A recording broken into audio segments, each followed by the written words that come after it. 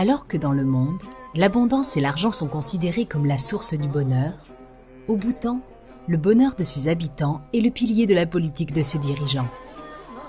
Le bonheur national brut est depuis 1972 inscrit dans sa constitution.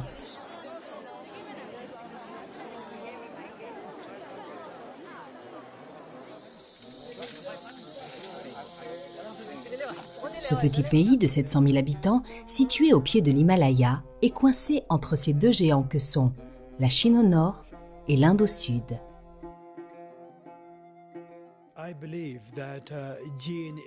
Je pense que le bonheur national brut est la solution aux nombreux problèmes que rencontre notre société humaine. Membre de l'ONU, le Bhoutan a su convaincre que l'aspiration au bonheur est la base de toute vie humaine. Le 20 mars est désormais proclamée Journée internationale du bonheur.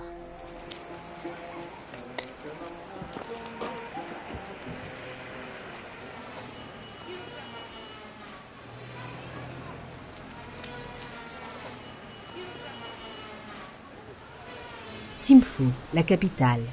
Toute la politique s'y décide. Le palais royal de la dynastie Wangchuck, le 4e roi, père du Bhoutan moderne, a régné pendant 32 ans. Il abdique à 58 ans, en 2006, en faveur de son fils, le 5e roi.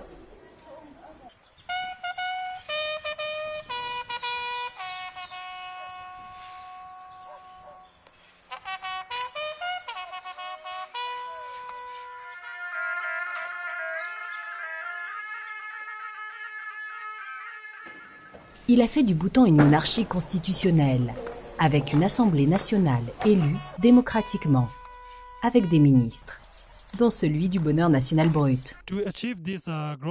Pour conclure sur le bonheur national brut, nous avons 4 piliers. Le plus important est la bonne gouvernance, sans corruption. Ce pilier fait partie intégrante des 3 autres piliers que sont le développement socio-économique, la préservation et la promotion de la culture, la conservation de l'environnement et de la biodiversité. L'éducation est le premier fondement du développement socio-économique. École gratuite, mixte, enseignement en anglais et en dzongkha, la langue nationale.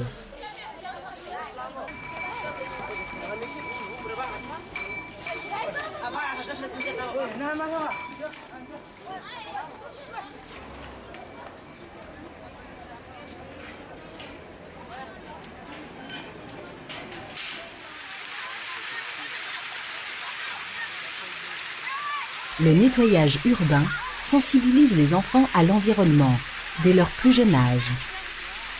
La fin des études arrive. L'épreuve des examens permettra aux meilleurs d'obtenir une bourse pour rentrer à l'université.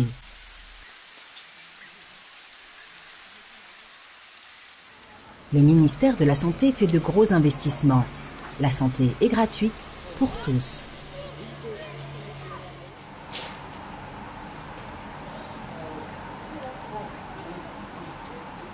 Nous rencontrons le chef de service d'ophtalmologie qui nous explique l'organisation médicale au Bhoutan.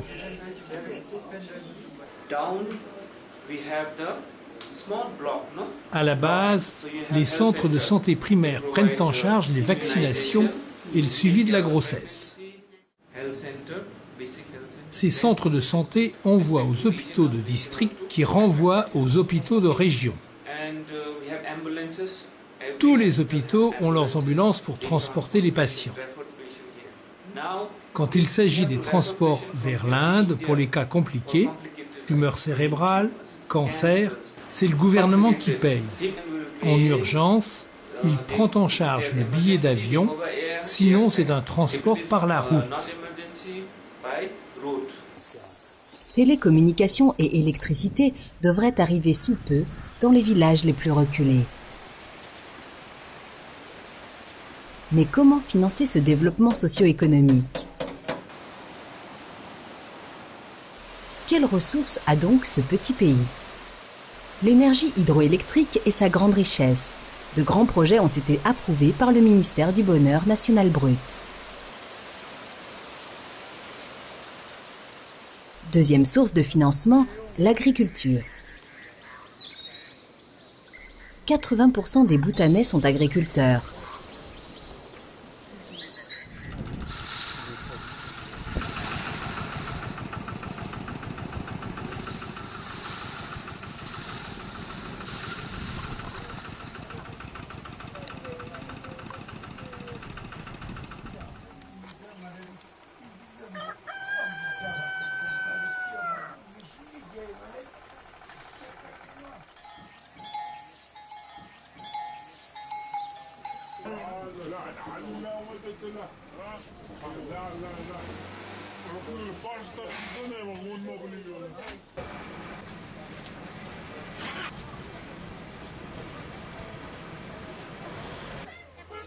Le pays est autosuffisant sur le plan alimentaire et surtout exportateur de pommes de terre vers l'Inde. Enfin, le tourisme. Il est source de revenus importants. Nous avons une population très jeune, diplômée. Je pense que le tourisme créera beaucoup d'emplois.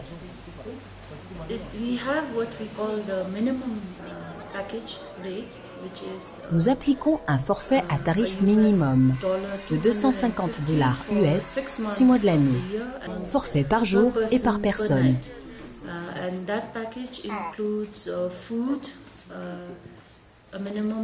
Ce forfait inclut nourriture, hébergement, guide et transport. Sur cette somme, nous prélevons $65 par jour et par personne pour le développement du Bhoutan. Le port du costume traditionnel est obligatoire lors des grandes fêtes, dans les administrations, dans les écoles. Le peuple bhoutanais est à 90% bouddhiste. Qu'en est-il actuellement de la religion? Nous faisons le point avec Françoise Pomaret, la grande spécialiste française du Bhoutan. Les moines d'État étaient déjà mis plus ou moins sous contrôle dès les années 55, beaucoup plus. Et puis, lorsque la Constitution a été passée, a été écrite, le bouddhisme n'est plus la religion d'État. Donc, toutes les religions sont acceptées au Bhoutan et le roi est garant de toutes les religions. Mais une, c'est que le bouddhisme étant la base de la culture, il reste présent lors des grands rituels et des grandes cérémonies. Et deuxièmement, on n'a pas le droit de faire de prosélytisme. C'est-à-dire, si vous appartenez à une autre religion, faire des convertis, c'est interdit. Le roi protège toutes les religions, et là on a un temple hindou qui est en train de se monter à côté du Grand Bouddha. Toutes les religions, bon, les chrétiens vont avoir leur église, etc. Donc ça, c'est en route maintenant. Donc les moines, forcément, ont moins d'impact. Le clergé ne vote pas. Ça, c'est pour empêcher théoriquement, qu'ils aient une influence sur les votants. C'est possible que lors de la prochaine, parce que là on a des élections dans un mois, après la prochaine législature, il est possible que ça soit changé. Dans cette école supérieure d'art plastique, les étudiants apprennent le façonnage des objets rituels bouddhiques. Elle attire de nombreux étudiants.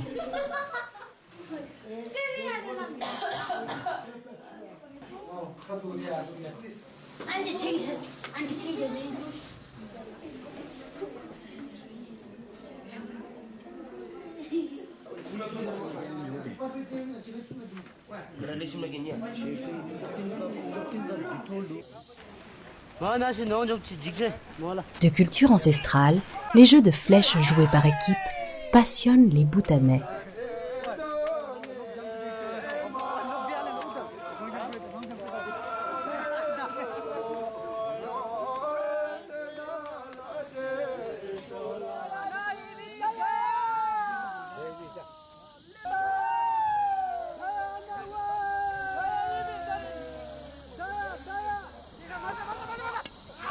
Le tir à l'arc est maintenant devenu sport national et olympique.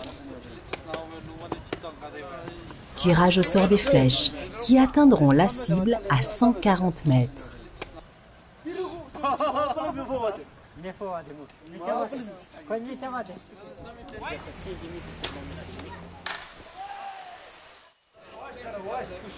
Et tous les jeux sont bons pour la convivialité.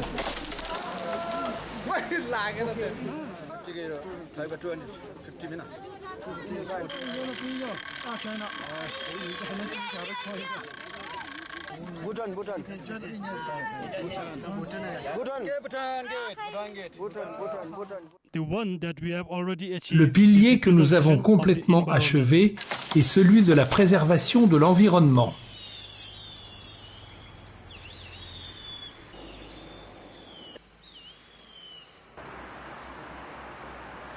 Être heureux sans détruire la terre. 81% de la surface du Bhoutan est recouverte de forêts.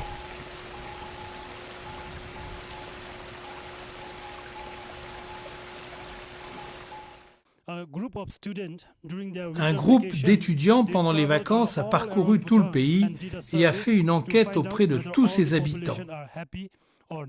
8% de la population est extrêmement heureuse. Ce sont les habitants des villages reculés. 58% de la population est heureuse. Elle est autosuffisante et se contente de ce qu'elle a. La dernière partie est à la fois heureuse et insatisfaite, car elle a des désirs inassouvis. Le bonheur national brut est en fait lié à la religion bouddhiste. Si tout le monde essaye de travailler sans attachement, sans besoin, sans ego, alors le BNB pourra se réaliser. Je suis très heureux d'être né dans ce petit royaume. Je pense que j'ai fait le bien dans ma vie antérieure pour naître dans ce beau pays avec ses habitants et surtout notre roi. Je suis fier d'être bhoutanais.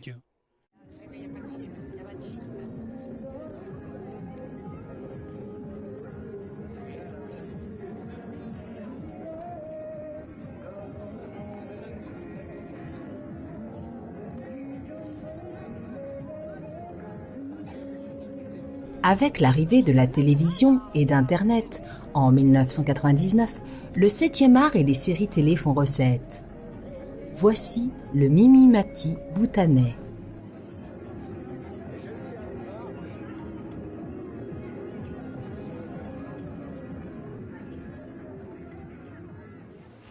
Les affaires marchent pour Pema Chodron, le metteur en scène le plus populaire.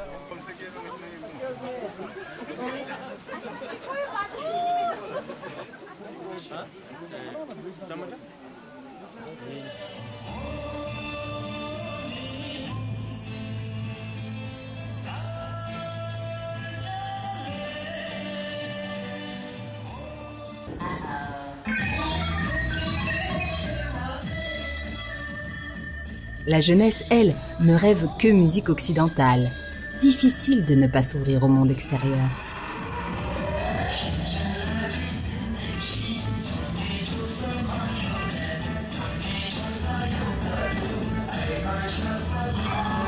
Les immigrés frappent à la porte du Bhoutan. Et pourquoi n'auraient-ils pas, eux aussi, droit à leur part de bonheur? Ils sont bengalis, népalais. Ce sont les forçats des routes, les forçats de la pierre. Ils ont des contrats à durée déterminée de 6 mois, renouvelables 4 fois seulement.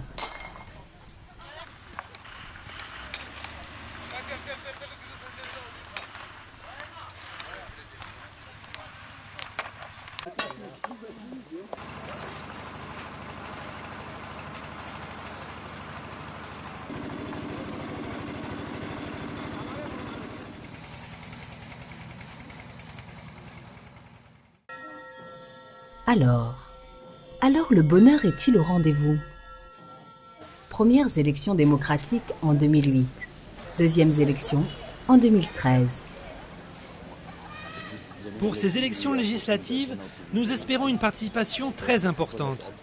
À 48 ans, Tshering Tobgay, chef du parti d'opposition, le Parti démocratique du peuple, remporte les élections et devient Premier ministre. De grands défis pour lui. Le défi économique, exode rural, pauvreté, chômage des jeunes, croissance des drogues. Le défi politique, indépendance de ces 2 géants de voisins que sont l'Inde et la Chine. N'oublions pas la répression chinoise au Tibet en 1959. les camps de réfugiés en Inde sont toujours d'actualité.